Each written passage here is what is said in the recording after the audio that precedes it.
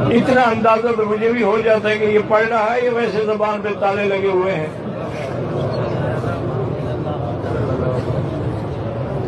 ایک بات میں یاد رکھوں آپ کو، میری بیٹی عورت ہو یا مرد ہو، جو درود نہ پڑھے نا اس کے چہرے پہ رونق نہیں ہو۔ ایک بات یاد رکھیں، آپ میک اپ کرنے کے بجائے درود شریف پڑھا کریں، سنگار کرنے کے بجائے درود شریف پڑھا کریں، فیشن کرانے کے بجائے درود شریف پڑھا کریں، اور وہی درود شریف پڑھ کے اپنے چہرے پہ مل لیا کریں۔